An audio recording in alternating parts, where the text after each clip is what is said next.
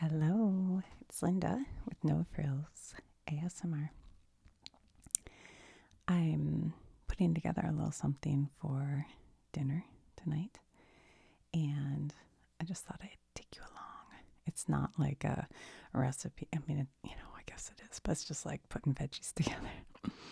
But I went to the Aldi store and I picked up this. I just washed the bag so it's wet. That's why I have it on here. It's a Butterball boneless turkey breast roast. It says contains 20% of seasoning solution. Don't know what that means. With Butterball gravy packet. That's what this is. Made with breast meat, no thaw, freezer to oven. Now that's kind of what drew my attention because I was like, oh, I think I have time. I could throw it in right now and have it for dinner. So that's why it's not in its packet, because I wanted to get it into the oven immediately, because right now it is 3 o'clock and it says for frozen, do not thaw, freezer to oven. Place prepared roast skin side up on flat roasting rack in 2-inch deep open roasting pan. I didn't do that. I'm already not following the rules. Roast uncovered to a minimum internal temperature of 165 degrees Fahrenheit in center. Roasting time will vary if covered or placed in oven cooking bag. I assume it'll be quicker if covered. For easier net removal, so the roast is wrapped in like this netting and you leave that on while you cook it. Wrap roast in foil when done and let stand 10 minutes. Okay? All right. Slice the roast. Heat the gravy per packet, directions, and serve. Did they tell us how long to cook it and all that? And you can thaw it and cook it too. Oh, here we go. If you thaw, you do it in the refrigerator for 1.5 to 2 days. But we're going to roast it, open pan, 325 degrees, from frozen 2.5 to 3 hours. So I put it in right now, so it should be done by 6. And then rest for 10 minutes. So that'll be good. That's perfect timing for me. However, I'll show you what I did, because I took a quick picture of it just to show you. Come on now. It doesn't look very pretty, I'll warn you. But I put it in my cast iron, enamel coated cast iron. And I actually put a little bit of water at the bottom. So I'm kind of going to steam it, to be honest. Because I find it comes out really tender. Now, I've never made this exact one, but I've made things like it often enough. And then I'm going to wait until like the last, hour, probably in the last hour. Open it up, and I'm going to put all these veggies in around it, and then close it again. And then maybe the last like 20 minutes or so, I might open it and let it kind of brown a little bit on top. That's my plan. I'll try to take a picture and post it on the, post. So if you're a subscriber, you see these posts that I do, you can see what it looks like. But this is the turkey gravy packet. Now, some of you who've been around when I've cooked know I don't usually use these. I don't know why. I make my own gravy. But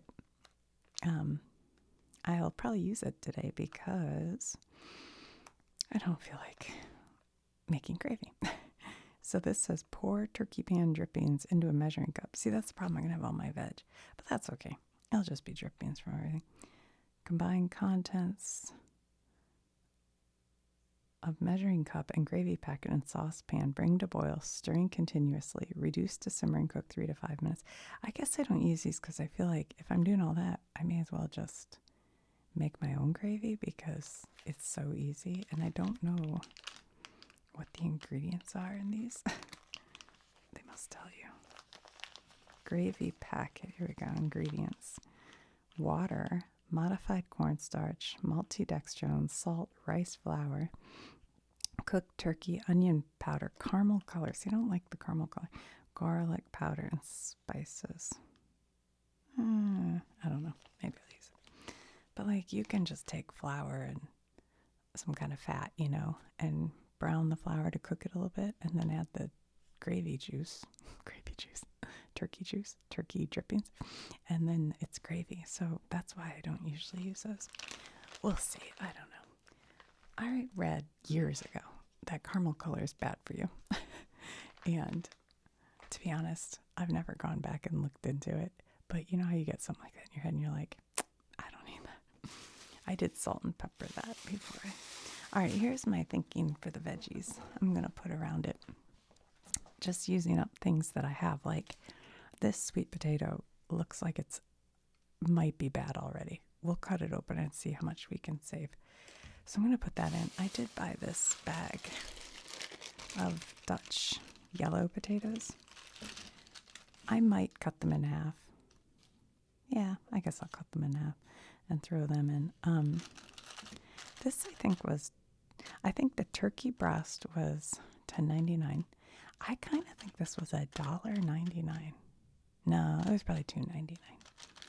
And then I got these big old carrots. And I think these were $1 or something, $1.99 maybe. So what's that? 11, 12, 13, 14, 15, 16. That's $16. But it'll be enough food to last me multiple days because it's just two of us. So, all right. And then I also have a few other things we can throw in. But let's start by seeing what this looks like. I don't know. Well, that's not too bad. Like that part looks kind of dried up. What's that? I know some people use like a peeler. I don't know why with potatoes I have no patience. Or you can eat the potato peel if you want, but this one's so dried up. And sweet potato peels sometimes are kind of tough. So I don't like them all that much personally. I know I'm wasting. See how dried out it is? That's going to be crappy. We'll cut that part off. Yeah, it's pretty dried out, but maybe we can make some of it work anyway. Waste not, want not, you know. All right.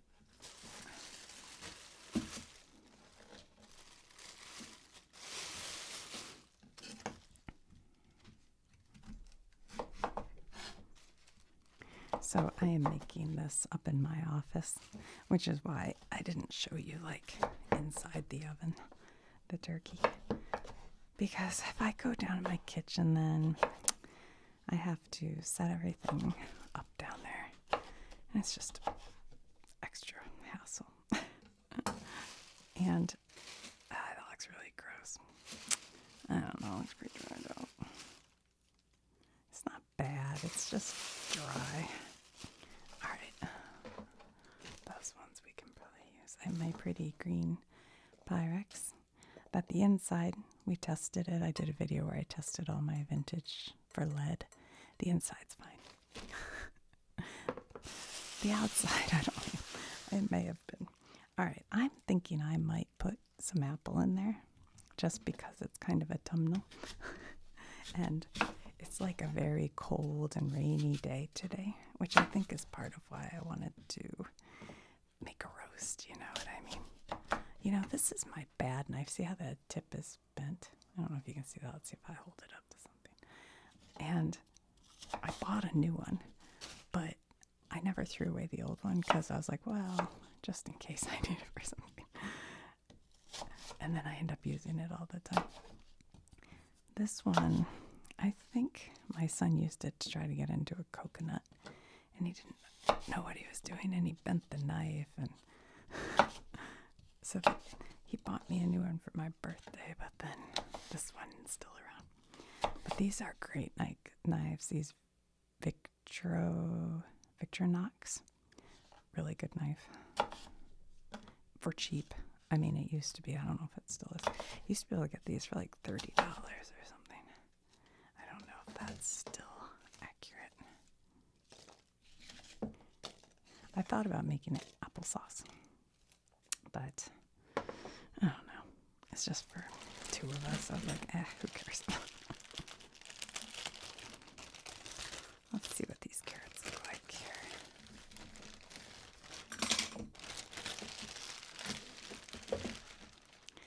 So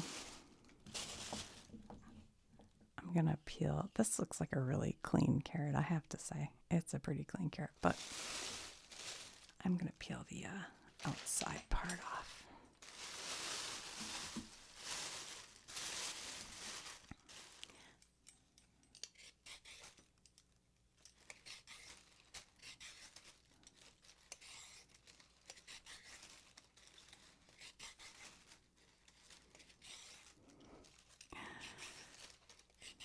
So some of you know I recently posted a video that got me a lot of, comments of all types. And some of the commenters will write things that are like 20 paragraphs that are, I can tell, angry.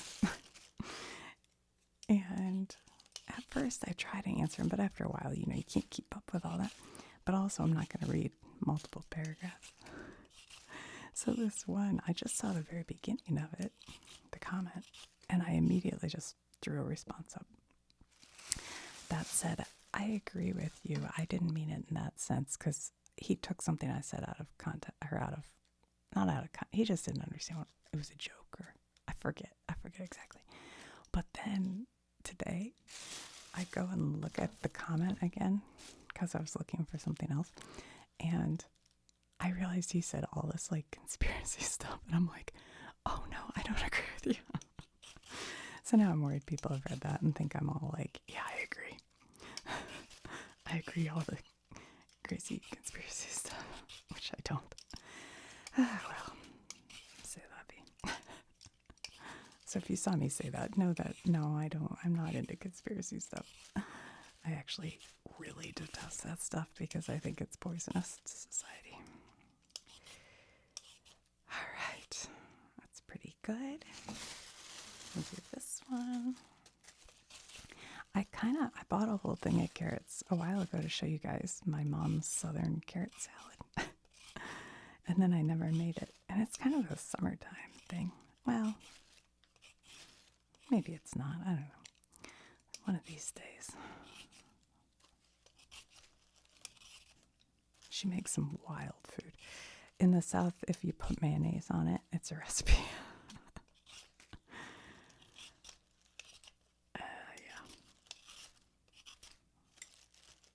This is a funny carrot.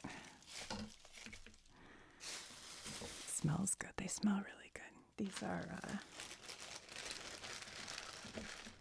I'll do one more. I was thinking these are organic, but I don't know. They don't say that. But they were in the, Aldi's has like an organic area. I thought they were over there. Whatever, I'm peeling them anyway. Get off of there, you.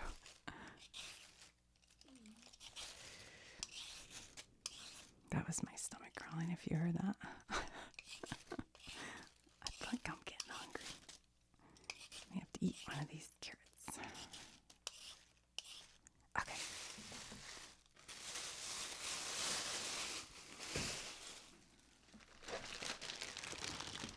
Fresh, crunchy, whole carrots, Grimway Farms. No, I guess they're not. Yeah, I think this whole bag was only like $1 something. It was pretty cheap. Get rid of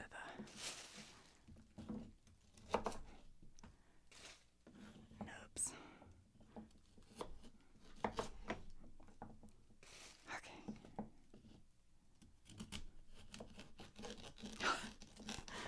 Too many at once. Too many. Too hard. Oh my gosh, these carrots are hard. That's probably a good sign.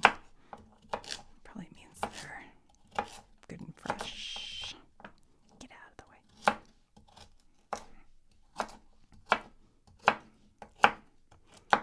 Crunch, crunch, crunch.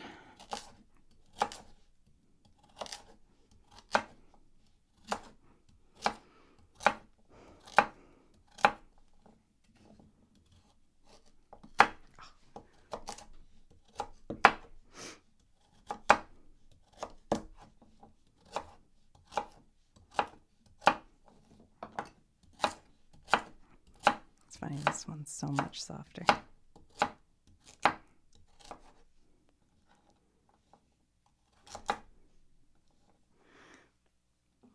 love a roasted carrot. My kids, they were always like, I don't like carrots. It's like, eat them, they're good for you.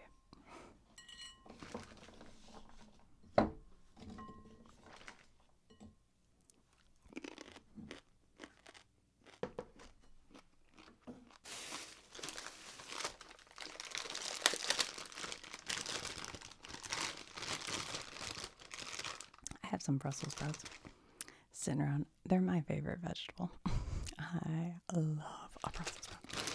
So I always keep them around and try to just eat them, regularly. Now, if I were making this for like fancier times, I might roast them separately so they look prettier, because they will kind of not show up, you know what I mean, if you put it in there. But I'm just going to roast everything together because it's simple.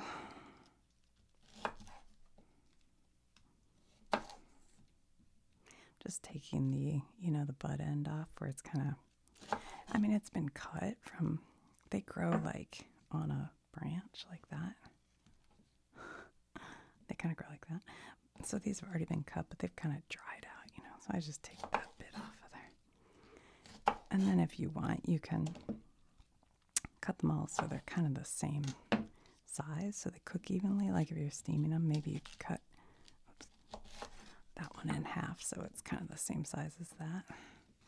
But I think they'll be all right. I'm afraid if I cut them in half, once they start to roast and get soft, these leaves will just fall apart. So I'll leave them kind of intact, I think. Okay. That's pretty good. I had a few cloves of garlic left over, but they might be dried out. I don't know. Let's take a look at what we got here. Yeah, I don't know how long these have. I'm not sure. Maybe they're not. No, that's fine, actually.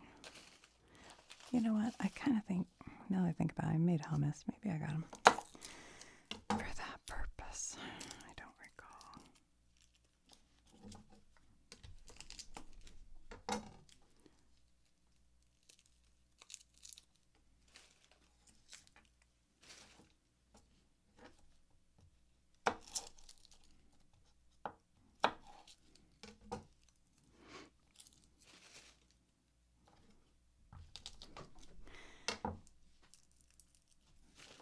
So I watched Superman the other night. It's on HBO right now. I thought it was cute. I loved it. I'm a child of the 70s and 80s. So the original Superman with Christopher Reeves was like awesome to me. And this movie felt a lot like that. Just sort of the, good versus evil and simple plot. Never once were you like, what's going on here? It was simple. And sometimes with those movies, the plot gets so convoluted. I'm like, I don't even know what we're doing. Let me get my scissors.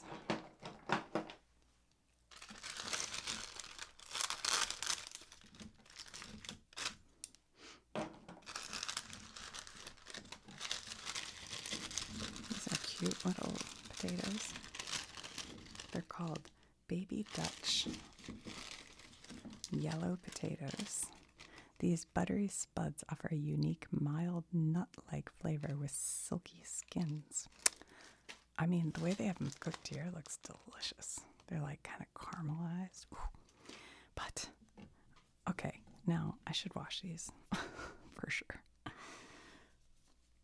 But I don't have a sink right here, so we're going to go for it. They feel pretty clean, really. I'm going to just kind of cut them in half, I think, so the skin doesn't like explode on me, you know what I mean?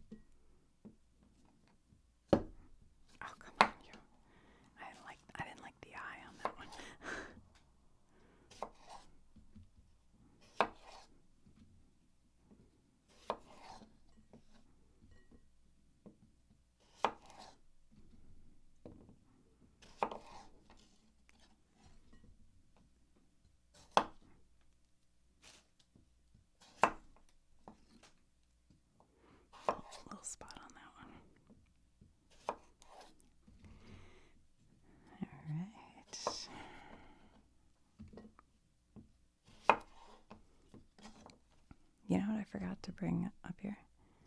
Olive oil. I was going to drizzle some olive oil on all this. Oh well. Yikes. Thought that felt soft, but maybe it doesn't. Okay.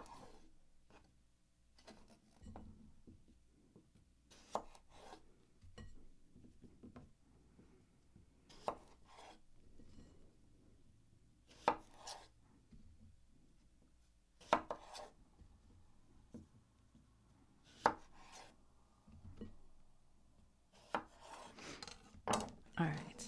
So what I would do, first of all, I could use a bigger bowl. I didn't know I was going to be this full. I would drizzle olive oil on here, and then I'm not sure which spices I want to use. I wish I had just thyme. I have fresh thyme. Hold on. I'm going to have some in my garden. I forgot.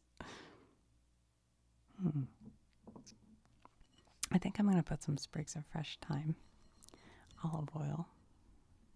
I have a lemon, but I don't know if I feel like using it or not. I'm not sure if I'll do... Well, maybe I'll do a little bit of lemon. Maybe just like part of this.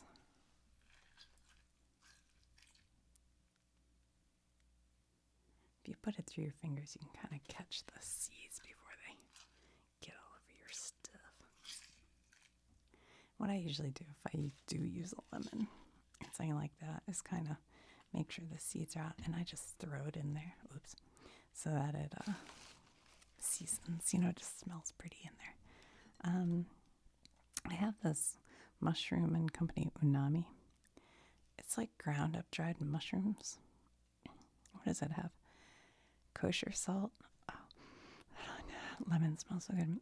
Dried onions, ground mustard seed, porcini mushroom powder, white button mushroom powder, crushed red pepper, black pepper, and dried thyme. So I was thinking I'd put a little of that on there to give it that little bit of umami, but it does. This powder is pretty spicy. It actually has quite a bit of spice. I almost wish they made a version that wasn't as spicy. This one I think I might use a little of because that's just what I have. I know it says salmon rub, but who cares? It has brown sugar. That's the only thing I'm like, but smoked paprika, kosher salt, black pepper, and rice concentrate and dried thyme. I don't know. I was looking at that for that time, but and then there's this aglio olio. What does this one have? Minced garlic, sea salt flakes, parsley, red bell pepper, red chili pepper, and safflower. I don't want it too spicy.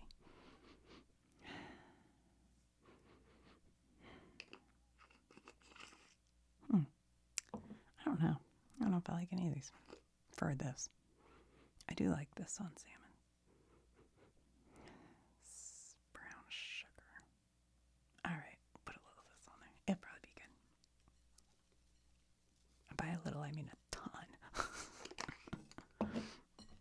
And then, if I had a bigger bowl and had my olive oil, I'd squish this around until it's all mixed up. Yeah, I need a bigger bowl or a big bag. You could use like a big spot, but then that's so wasteful. Oh my gosh. They're in my lap. Come back here. I can tell I'm not getting the bottom because I haven't gotten to the apples yet. Office cooking. It's crazy. It's all over the place. All right, well, you get the gist. So mix it all up. I would put olive oil, coat it with olive oil so it's yummy, you know? Salt. And you could forego all these spices, just do salt and pepper. That's totally fine. Do more garlic. Oh, if I had an onion, I'd have put a cut up onion in there, but I didn't have one. And now my hands are all, yeah. Anyway, and then probably about 50 minutes out. So I put it in at 3, 4, 5, maybe at like 5:15. I'll dump all this in with the turkey and cook it covered for the most part. And then once I check them, once these potatoes are kind of soft, once they're good and soft, that's going to be done. So then I might take the lid off and cook it for a little while, maybe even broil it, for a few minutes. And that's going to be yummy. If it looks pretty. Well, either way, I'll take a picture to show you. And I forget what that section's called of the YouTube page. Posts. It'll be on a post. I'll put it. All right, guys. Thank you so much for watching. I know that wasn't the most exciting